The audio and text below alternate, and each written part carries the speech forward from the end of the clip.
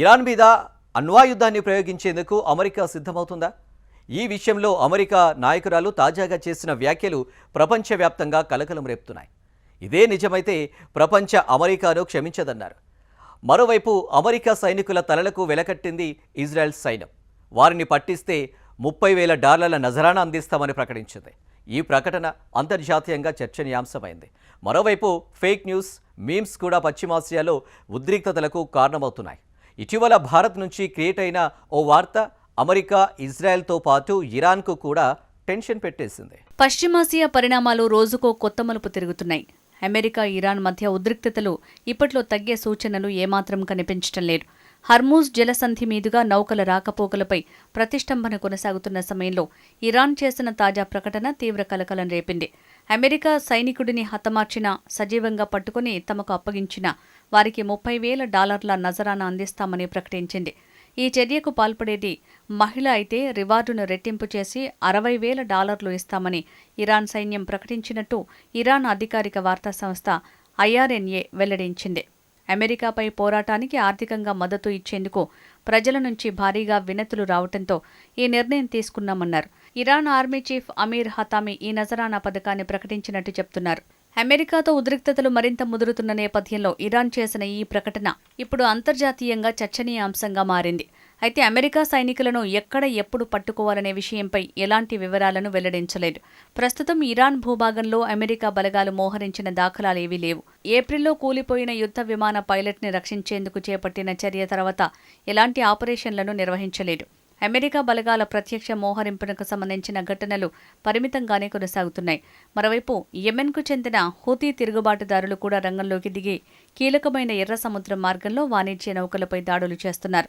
ఈ నేపథ్యంలో అమెరికా సైన్యమే లక్ష్యంగా ఇరాన్ ప్రకటించిన రివార్డులు పశ్చిమాసియాలో పరిణామాలను మరింత ఉద్రిక్తంగా మార్చే అవకాశం కనిపిస్తోంది. కాగా ఇరాన్ గతంలోనే అమెరికా అధ్యక్షుడు డొనాల్డ్ ట్రంప్ని టార్గెట్ చేసినట్టు వార్తలొచ్చాయి. గత నెల ట్రంప్ టర్కీ నుంచి బ్రిటన్కు బయలుదేరే సమయంలో ఎయిర్ ఫోర్స్ 1లో కాకుండా ఓ చిన్న విమానంలో ప్రయాణించారు. ట్రంప్ పెద్ద విమానంలోకి ఎక్కిన కొద్దిసేపటికి దాని నుంచి క్యాటరింగ్ విమానం బయటికి రావటం, అనంతరం చిన్న C-32A విమానం వైపు వెళ్లటం కనిపించింది. ఇరాన్ మద్దతున్న ప్రతినిధి బృందాల నుంచి హత్యకు ముప్పు ఉందనే సమాచారం అందటంతోనే ట్రంప్ విమానాన్ని మార్చినట్టు అమెరికా మీడియాలో వచ్చిన వార్తలు కలకలం రేపాయి. ఇరాన్ తన హత్యకు కుట్ర పన్నిందన్న ఆరోపణలను డొనాల్డ్ ట్రంప్ కూడా ధృవీకరించారు. సీక్రెట్ సర్వీస్ ఆదేశాల మేరకు తాను రహస్యంగా విమానం మారినట్టు తెలిపారు. అయితే తాను ఇరాన్ బెదిరింపులకు భయపడలేదని, కేవలం సీక్రెట్ సర్వీస్ అధికారుల సూచనల ప్రకారం నడుచుకున్నానని వివరణ ఇచ్చారు. తనకు శత్రువుల ముప్పు ఎప్పుడూ ఉంటూనే ఉంటుందని పేర్కొన్నారు. మరోవైపు ఇరాన్ మీద అమెరికా అణ్వాయుధాలను ప్రయోగించే అవకాశం ఉన్నట్లు వార్తలొస్తున్నాయి. ఈ అంశంపై వైట్ హౌస్లోని ఉన్నతాధికారులు వ్యూహాత్మకంగా సమావేశాలు నిర్వహిస్తున్నారని ట్రంప్ సొంత పార్టీ రిపబ్లికన్కు చెందిన మాజీ కాంగ్రెస్ సభ్యురాలు మార్జోరీ టేలర్ గ్రీన్ ఆరోపించారు. ఈ విషయాన్ని సోషల్ మీడియా వేదికగా పంచుకున్నారామె. అణ్వాయుధాలను నియంత్రించడమే తమ లక్ష్యమని ట్రంప్ చెప్తున్నప్పటికీ ఇరాన్పై అణుదాడులు ప్రారంభించడానికి రహస్యంగా సన్నాహాలు చేస్తున్నారని తెలిపారు. Marjorie Taylor green America intelligence ఇచ్చిన నివేదికలను ట్రంప్ ప్రభుత్వం బేఖాతరు చేస్తోందని, ఇజ్రాయెల్ ఇస్తున్న హెచ్చరికల ప్రభావంతోనే అణ్వాయుధ దాడికి మొగ్గు చూపుతోందని ఆమె విమర్శించారు. ఈ నిర్ణయం వల్ల తీవ్రమైన అంతర్జాతీయ పరిణామాలు ఎదురవుతాయని ఆమె హెచ్చరించారు.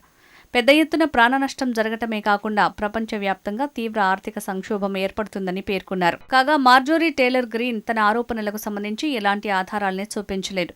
మీరు చదివింది నిజమే, నేను ఊహాగానాలు చేయటం లేదు. ఇది అత్యంత దుర్మార్గమైన చర్య.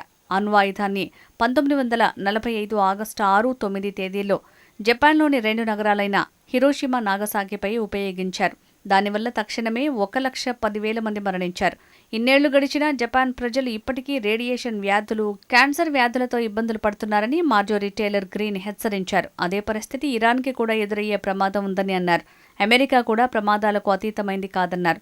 ఒకవేళ అదే జరిగితే ప్రతి ఒక్కరూ మానవ చరిత్ర ఉన్నంత వరకు ప్రస్తుతం నాయకత్వంలో ఉన్న వారందరినీ పూర్తిగా బాధ్యులను చేస్తారు. అణ్వాయుధాలు ఉపయోగించకండి, ఈ యుద్ధాన్ని ఇక్కడే ఆపండి అంటూ కోరారు మార్జోరీ టేలర్ గ్రీన్. మరోవైపు పశ్చిమాసియాలో అమెరికా, ఇరాన్ పరస్పర దాడులతో పాటు ఫేక్ న్యూస్, మీమ్స్ కూడా ఉద్రిక్తతలకు కారణమవుతున్నాయి. ఇజ్రాయెల్ అమెరికా అణ్వాయుధాలను కలిగి ఉన్నంతకాలం ఇరాన్ తన అణు ప్రయత్నాలను వదులుకోదని ఐఆర్జేసీ కమాండర్ బ్రిగేడియర్ జనరల్ అహ్మద్ వాహిదీ పేర్కొన్నట్టు వచ్చిన వార్తలు కలకలం రేపాయి. ఐఆర్జేసీ కమాండర్ చెప్పారని పేర్కొంటూ ఈ ప్రకటనను ఇజ్రాయెల్ మీడియా ప్రసారం చేసింది. తాము అణుబాంబును తయారు చేస్తున్నామని ఇరాన్ తొలిసారి బహిరంగంగా అంగీకరించిందని పేర్కొంది. కాగా ఈ పోస్టుపై ఫ్యాక్ట్ చెక్ చేయగా ఫేక్ న్యూస్గా తేలింది. ఆగస్టు 5న భారత్లో ఒక ఎక్స్ ఖాతాలో ఇది క్రియేట్ అయిందని గుర్తించారు. తమకు వ్యతిరేకంగా జరుగుతోన్న తప్పుడు ప్రచారానికి ఇది నిదర్శనమని ఇరాన్ విదేశాంగ శాఖ ప్రతినిధి ఇస్మాయిల్ బఘాయి ఆరోపించారు. దీని వెనుక ఇజ్రాయెల్ ఉందని ఆరోపించారు.